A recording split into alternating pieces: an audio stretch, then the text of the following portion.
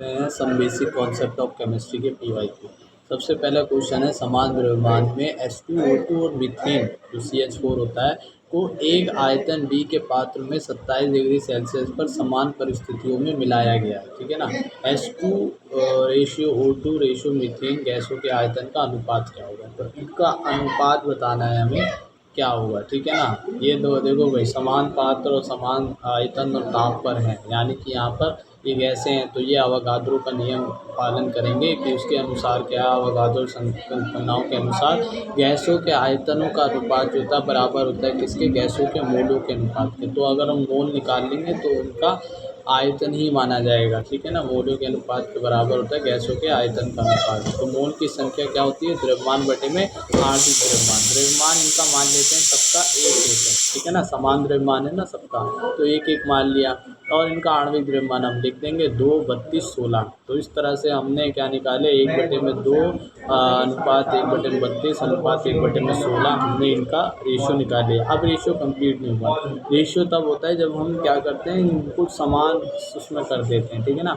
तो इनका अगर हम क्या लेंगे, एलसीएम लेंगे, है ना। एलसीएम लेंगे तो 32 आएगा, तो इनको 32 से मल्टीप्लाई कर देंगे और फिर इसको डिवाइड कर देंगे तो हमारा रेशियो आ जाएगा 16:1:2।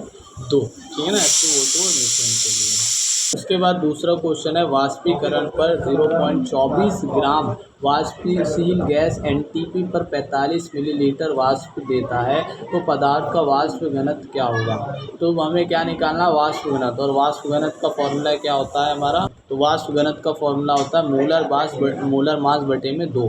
अब मोलर मास कैसे निकालेंगे, यहाँ पर मोलर मास तो नहीं दिया गया है, हमें क्या दिया गया है, हमें एनटीपी पर वाष्प दिया गया है ना। 45 मिलीलीटर वाष्प देता है और हमें क्या दिया, द्रव्यमान दिया गया। तो मोलर मास निकालते हैं डेंसिटी गुणा में मोलर वैल्यू ऑफ एनटीपी पर। अब फिर डेंसिटी निकालनी पड़ेगी, देख रहे हो ना, इस तरह से क्वेश्चन होते हैं। तो डेंसिटी कैसे निकालेंगे, डेंसिटी होती है हमारी दिया गया भार बटे में उसका आयतन। आयतन दिया गया 45 और भार भी दिया गया, तो इससे हम डेंसिटी निकालेंगे 5.33। ठीक है ना।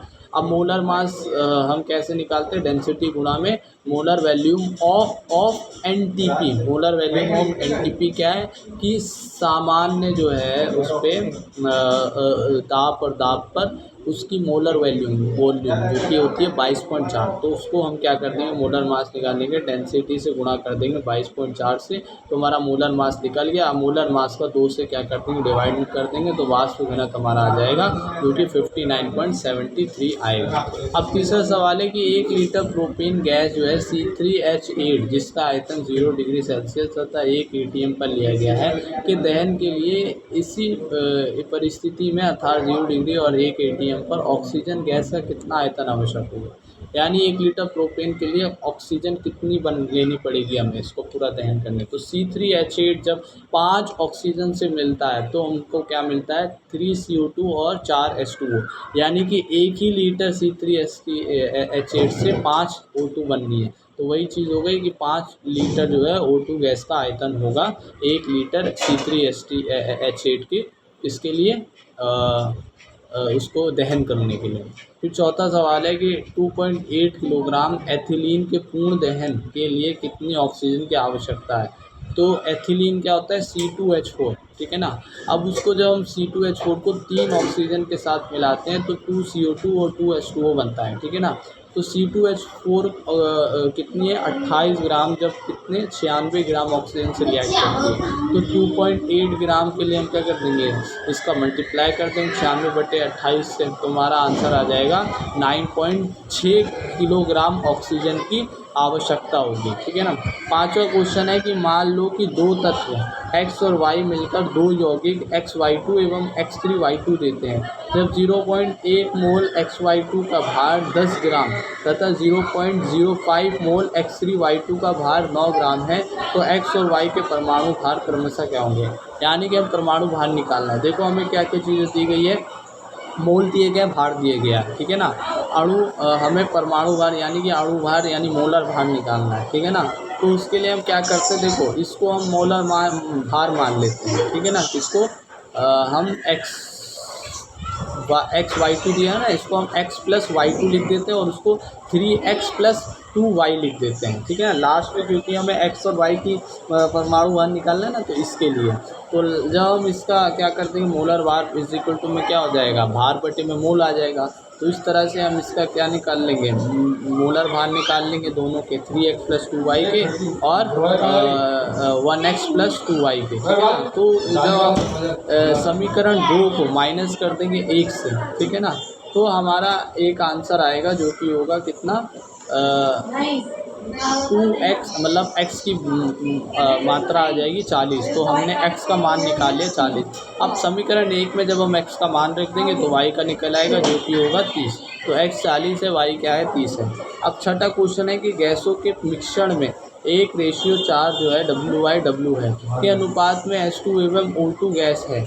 मिश्रण में दो गैसों का मोलर अनुपात क्या होगा। तो मोलर अनुपात किस तरह से निकालते हैं, देखो भाई, मोलर अनुपात यानी मोलों का अनुपात। तो हमें दिया गया भार और H2O2 है, यानी अणु भार भी हम निकाल लेंगे, मोलर भार जो होता है। तो भार बटे में अणु भार कर देंगे, हमारा मोल आ जाएगा, ठीक है ना। लेकिन मोल क्या है 0.5 और 0.125 आए, ठीक है ना। अब इसको सिंप्लीफाई करने के लिए क्या कर देंगे हम, छोटे वाले को, देखो किसी भी अनुपात को सिंप्लीफाई करने के लिए दोनों वैल्यू को छोटे वाले से डिवाइड करो। तो दोनों को क्या कर देंगे, जो छोटा वाला है उसको डिवाइड करेंगे तो 4:1 हमारा सिंपल फॉर्म बन जाएगी। सातवां क्वेश्चन है कि अधिकतम अणुओं की संख्या निकालनी है इन सब की। पहला है STP पर N2 गैस के 5 लीटर में, इसमें से सबसे ज़्यादा किसकी अधिकतम अणुओं की संख्या। अणुओं की संख्या कैसे निकालते हैं, मोल गुणा में क्या होता है हमारा अवोगाद्रो संख्या। तो मोल हम पहले सबके निकाल लेंगे। तो वो 5 लीटर सिर्फ दिया गया, हमें पता है 22.4 में कितने अणु होते हैं, 6.02 × 10⁻23 यानी अवोगाद्रो संख्या। तो 5 लीटर में क्या हो जाएगा, 5 से गुणा मल्टीप्लाई कर देंगे इसको। तो इस तरह से हमारा 134.3 × 1.34 × 10⁻23 आ जाएंगे, ठीक है ना, अणुओं की संख्या।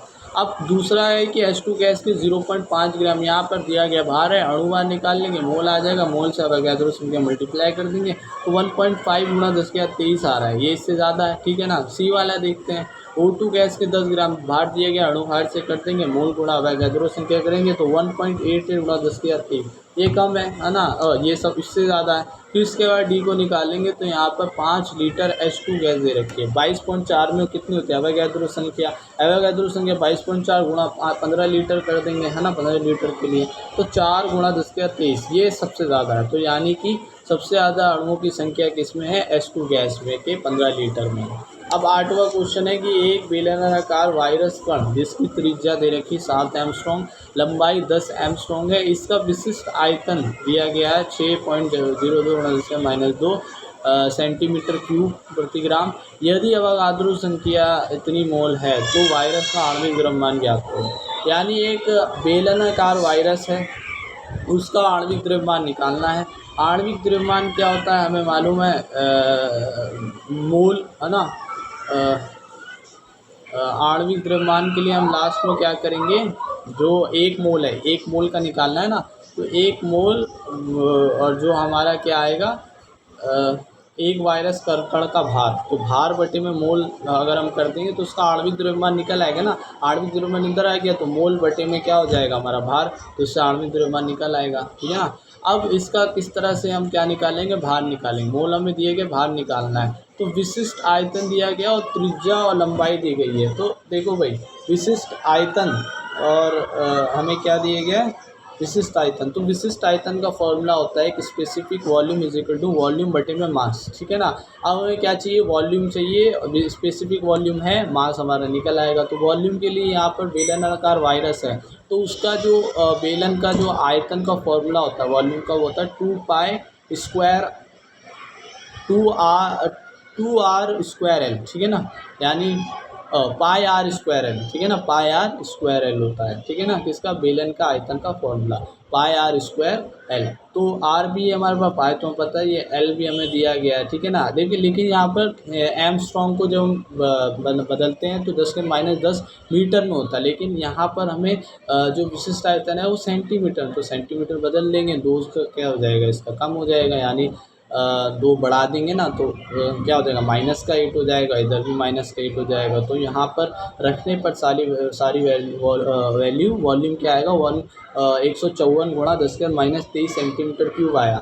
अब हम ये किस में रख देंगे, हमने जो फॉर्मूला निकाला था विशिष्ट वॉल्यूम इज इक्वल टू में आयतन बटे में भार, तो भार इधर जाएगा, दोनों वॉल्यूम और स्पेसिफिक वॉल्यूम का क्या हो जाएगा, डिवाइड हो जाएगा।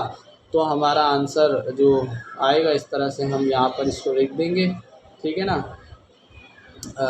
वॉल्यूम बटे में क्या हो जाएगा हमारा विशिष्ट वॉल्यूम, और 1 मोल वायरस कणों के द्रव्यमान के लिए गुणा कर देंगे हम 1 मोल से, तो हमारा आंसर इस तरह से आ जाएगा द्रव्यमान का, ठीक है ना, आणविक द्रव्यमान। तो अभी हमने इतनी चीज़ें देखी।